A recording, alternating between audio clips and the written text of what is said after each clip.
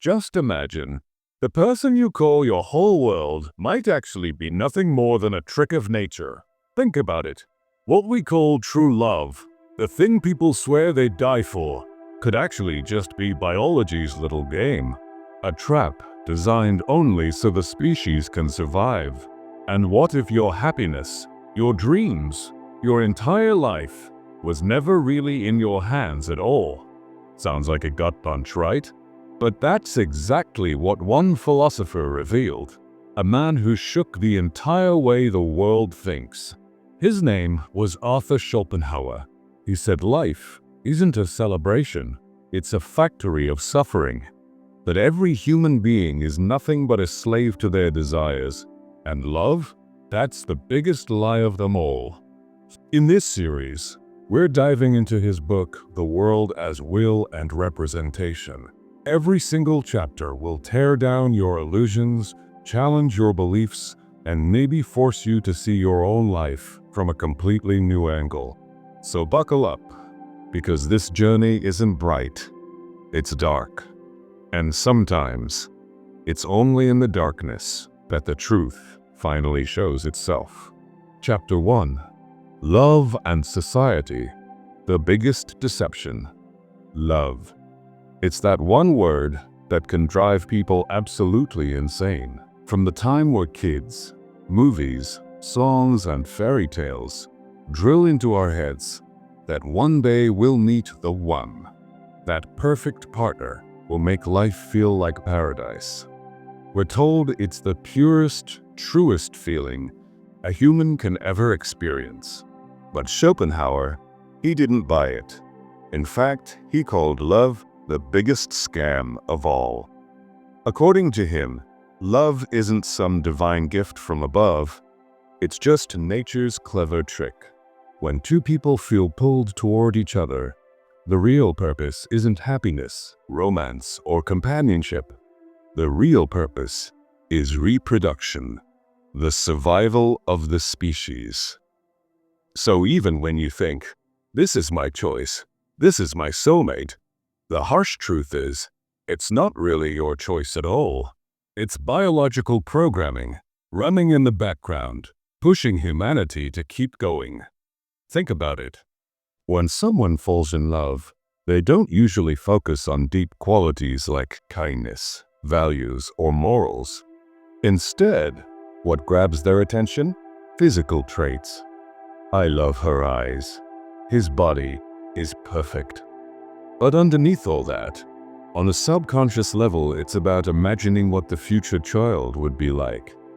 That's the hidden game of love Schopenhauer wanted the world to see. Schopenhauer argued that what we call love isn't really about happiness at all. The truth is, we're just programmed puppets, acting out nature's plan for the next generation. Think about how crazy people get when they fall in love. They lose sleep at night, they can't focus during the day, and their entire mind is consumed by that one person. The obsession gets so intense that some people are even willing to die for it. But here's the catch. Once that obsession leads to marriage or starting a family, something strange usually happens. That fiery passion that once felt unstoppable, it starts to fade. Why? Because the mission is complete. Nature's job is done. The attraction begins to wear off, little by little. That's why so many relationships eventually crack. Couples get bored of each other, or they start seeking excitement in someone new. Schopenhauer put it bluntly, love is the sweetest-looking poison. It convinces us we're making the biggest, most personal decision of our lives, choosing who to spend the future with. But in reality, that decision isn't ours at all. It's being driven by a blind force he called the will, an unstoppable power that keeps the species moving forward. So while we think we're living for someone else, in truth, we're just living out the will's command. But in reality, we're not living for ourselves at all. We're living for nature. And if you look at it from this angle, there is no such thing as true love. It's an illusion. a trap designed to fool us into keeping the species alive. That's why Schopenhauer didn't see love as romantic. He saw it as the greatest deception of all. But here's the unsettling question. If love isn't real, if it's nothing more than a biological game, then can a human being ever truly be happy? Or are we all just chasing an illusion we call love, running after something that was never meant to exist? But that thought shakes you to the core, because love is the very illusion our entire culture, our entire society is built upon. Chapter 2: The Machine of Suffering: Why Happiness is Impossible. Every person carries the same dream. One day, everything will fall into place. The money will come, the love will come, peace will come, and then life will finally overflow with happiness. But Schopenhauer argued that this dream never comes true, because the harsh truth is, life itself is suffering, and that suffering isn't some accident. It's built into our very nature. Think about it. Before any desire is fulfilled, we're restless, hungry, we crave food, broke, we crave money, lonely, we crave companionship. And the moment that desire is fulfilled, for a moment, we feel relief, a little spark of satisfaction, but then, almost instantly, a new desire takes its place. Take this example. Someone wants the latest high-end phone. They spend months obsessing over it, convincing themselves, once I get that phone, everything will feel better. And when they finally buy it, sure, there's a burst of happiness. But give it a few weeks, and suddenly that shiny new phone feels old. Now they want the next model. And that cycle, it never ends. It runs through our entire lives. According to Schopenhauer, desire equals lack, and lack equals suffering. As long as we're alive, desires will never stop, which means suffering will never stop. That's why no human being can ever be completely happy, because in the eyes of desire, there's always something missing, always a thirst that can't be quenched. Think about the people society calls successful. They've got money, fame, status, but are they happy all the time? No. In fact, the more they have, the bigger their desires become. And when those desires don't get fulfilled, that's when frustration, emptiness, and depression take over. In other words, whether a desire is satisfied or left unfulfilled, either way, it brings suffering. Schopenhauer described life as a swing, swinging endlessly between pain and boredom. When a desire is unfulfilled, we're in pain. And when a desire is fulfilled, that's when boredom sets in. A human being can never stay in a permanent state of happiness. Think about it. As kids, we believe life will finally get easier once school is over. But once school ends, the stress of finding a job begins. Land a job, and suddenly there's pressure to marry and start a family. Get married, and now it's the responsibility of raising children. And when all of that finally settles, out of nowhere, emptiness and boredom creep in. At every stage of life, we convince ourselves, this is it, now I'll finally be happy. But each time, what we actually get is just another form of suffering. That's why Schopenhauer called life a machine of suffering. No matter how hard you run, no matter how much you achieve, this machine never stops. Its only job is to throw us again and again into new desires and new disappointments. So, if this is the truth, if permanent happiness is impossible, does that mean we're doomed to suffer forever? Or is there actually a way out of the machine? That's the question that pulls us even deeper into Schopenhauer's philosophy. Chapter 3: The World as a Mirror. Everything is just representation. So far, we've seen that love is a deception. Life itself is a machine of suffering. But Schopenhauer doesn't stop there. He takes us even deeper. Schopenhauer takes it a step further. He says the world we see every single day, the one we think is so solid and real, actually isn't what we believe it to be. Our entire reality is nothing more than a representation, an illusion, a mirror that only reflects back what our minds are capable of seeing. Picture this. You're standing outside. In front of you are mountains, a river, people walking, the wide open sky. It all feels like it's right there in front of you. But according to Schopenhauer, those things aren't out there the way we think. They're just images being created inside your brain. In other words, the world we take as real is actually filtered, processed, and reconstructed by our minds before it ever reaches our awareness. Take the sun, for example. Every day we see it rise and set. But the truth? The sun never actually rises, and it never actually sets. It's the earth spinning that creates the illusion. And humanity took thousands of years to finally figure that out. So here's the question. If something as obvious as the sunrise is just a trick of perception, then what about everything else we believe to be real? Schopenhauer's answer was clear. The entire world is representation.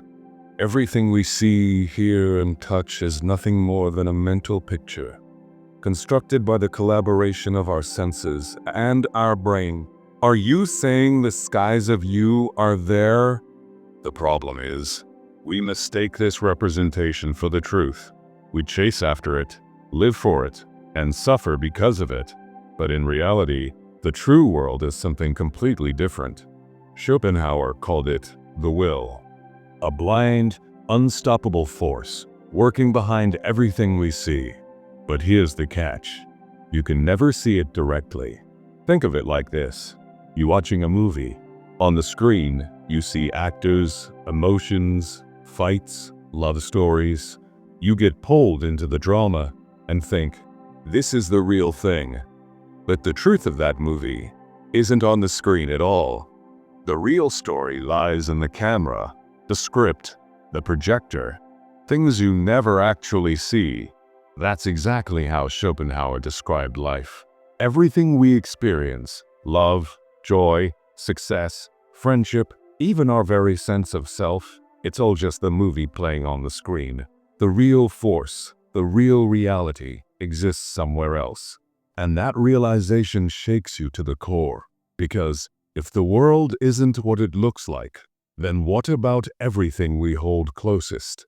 Love, happiness, success, even our own existence? What if those two are nothing more than illusions? Just think about it. The very thing we trust most, our eyes, might be deceiving us. And if our eyes can't be trusted, then what can? Schopenhauer believed every human being is trapped inside a mirror, one that only reflects the images outside while hiding the true reality within. But here's the problem. We never reach the ultimate reality.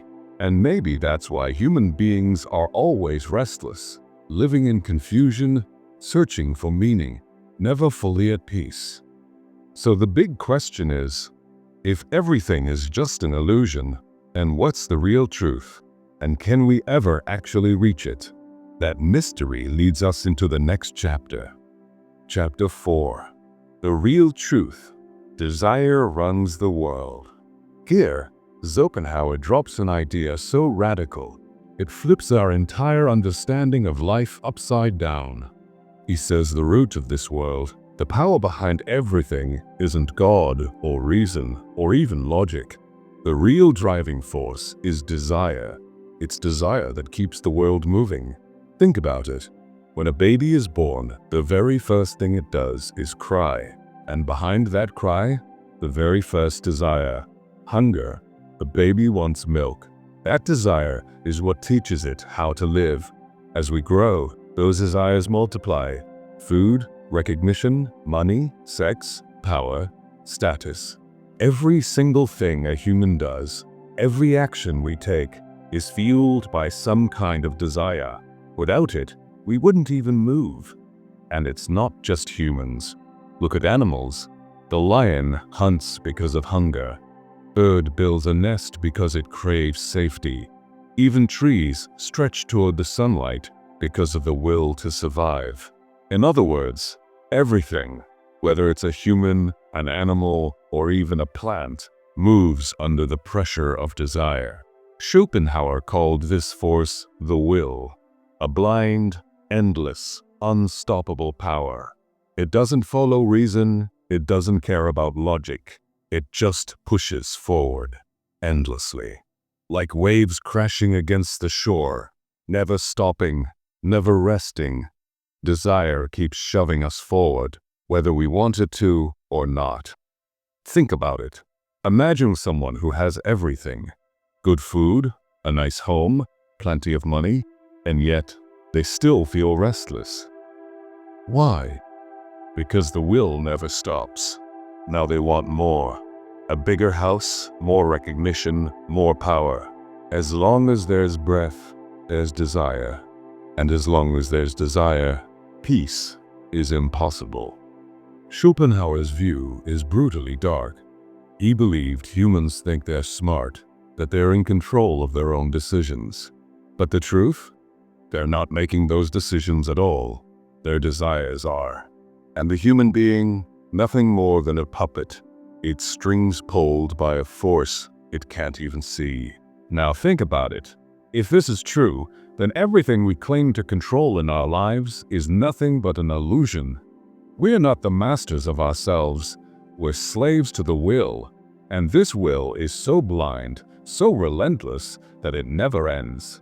No matter how much a person achieves, the will keeps shoving them into emptiness, into new hunger. That's why, according to Schopenhauer, the real truth of life isn't happiness at all. It's the endless chase of desire. And that chase, it never, ever stops. So here's the haunting question. If desire runs the world, and desire never ends, does that mean we're doomed to be prisoners of this slavery forever? Or is there actually a way out? Chapter 5. Art and Music, a brief escape from suffering. Up until now, the picture has been pitch black. Love is a lie. Life is a machine of suffering. The world is just a mirror, and every human being is nothing more than a slave to desire. But here, Schopenhauer offers a faint glimmer of light. Yes, life is full of suffering, but he believed there are a few paths that allow us moments of relief, tiny escapes from the grip of the will, where, for just a brief moment, we can escape the weight of suffering. And among all these paths, Schopenhauer believed the most powerful is art and music. Think about it. When someone stands in front of a breathtaking painting, or loses themselves in a poem, or hears a song so soulful it feels like it's speaking directly to their heart, what happens in that moment? For that one instant, every desire disappears. Hunger, money, status, the future, it all fades away. The person isn't chasing anything. They're simply absorbed in beauty, in pure experience. And in that stillness, the restless will finally goes quiet, even if just for a little while. Schopenhauer believed art has the power to lift us outside the everyday race of life. Take this for example. A laborer, exhausted after a full day of back-breaking work, drowning in stress, comes home, puts on his favorite music, and suddenly his pain and fatigue slip away for a few precious moments. Or imagine a wealthy businessman who's made millions yet still feels restless. The moment he sits in a concert hall, listening to the violin or the piano, even he drifts away from his endless desires. But when it comes to music, Schopenhauer's idea goes even deeper. He says while painting, literature, or poetry might show us a representation of the world, music bypasses all of that. Music connects directly to the will itself. Music doesn't need words or images to touch the human heart. Its very vibrations resonate with that primal force living inside all of us. That's why, when someone feels sad and listens to a sad song, it feels like the music understands them. And when someone's happy, an energetic beat lifts them even higher. Music grabs the soul because it speaks in the exact language of our desires and emotions. But Schopenhauer makes one thing clear: this relief isn't permanent. Art and music don't erase suffering. They only let us forget it for a while. It's like giving a painkiller to someone in agony. The pain doesn't vanish, it's just numbed for a short time. And so the real question is, will humans forever find comfort only in these short pauses? Or is there a way to break free completely from this endless cycle of suffering and desire? Schopenhauer's answer: yes, there is a way. And that path is the end of desire itself. Chapter 6. The Road to Liberation, the End of Desire. Schopenhauer now reaches the darkest, and at the same time, the deepest part of his philosophy. He says human life is full of suffering, because every single moment is spent chasing desires. And these desires, they never end. The second one is fulfilled, another rises up. This endless cycle keeps people restless, incomplete, and unhappy. So then, how do we find true freedom from suffering? Schopenhauer's answer is bold: the end of desire. Think about it. When someone is thirsty, their entire mind, body, and focus lock onto that one need: water. The moment they drink, there's relief. But almost instantly, another craving appears: hunger, rest, sleep, sex, money, recognition. The cycle never stops. A human spends their whole life enslaved by these demands. According to Schopenhauer, real liberation comes only when a person steps outside this endless chase, when they destroy desire itself. But ending desire isn't easy, because the will is powerful. It keeps pushing, pulling, and demanding. Which is why, he says, the death of desire is nothing less than a rebellion of the soul. It's like going to war against your own nature. That's why Schopenhauer was deeply fascinated by Buddhist and Hindu philosophy. Just like Buddha said, suffering comes from craving, and freedom comes when craving ends. Schopenhauer echoed the same idea: real liberation, real salvation, comes only when we let go of desire. Picture it this way. Imagine a man running through a crowded street. Everyone is pushing, the noise is deafening, the stress unbearable. Then suddenly, he steps off that street and sits alone on a quiet mountaintop. No noise, no shoving, just silence. That's silence. That's what it feels like when someone escapes desire. The silence of life itself. But this time, it's a silence filled with peace. And remember, this peace doesn't come from luxury, success, or even happiness. It comes only when desire dies. When a person can finally say, I want nothing. Not fame, not money, not love, not power. Just peace. For Schopenhauer, that is true liberation. The end of desire. But he admits, this freedom is rare, because very few people are brave enough to stand against their own cravings. Yet if someone does it, if someone defeats desire, then that person is the real conqueror, the one who has beaten the most dangerous force in life, the will. So in the end, the result of this entire journey is clear. Life is suffering, because life is desire, and the only way out of suffering is to kill desire itself. But here's the question: can any of us truly reach that end? Or are we forever trapped in the same endless cycle? That thought alone is enough to shake a person to the core. So maybe life isn't what we've always believed it to be. Not love, not happiness, not success. because none of it is as real as it looks. Schopenhauer said it best. This world is not a celebration. It's a trap of pain and desire. And if we want real freedom, we have to see the trap and then break it. But here's the challenge. Do we have the courage to face that truth? To ask ourselves, is what I want really my desire, or just the will tricking me again? And if even for a moment, it feels like someone just ripped the blindfold off your eyes, don't stop here. Drop a comment below and tell me, what do you think is the greatest human desire? And do you believe it's even possible to let it go? If this journey shook the way you see the world, then don't keep it to yourself. Hit that like button, share this video, and make sure you subscribe. Because here, you won't just hear ideas, you'll face the truths most people choose to ignore. And trust me, this is only the beginning. More journeys are coming your way, and each one will break your old beliefs and rebuild the way you think.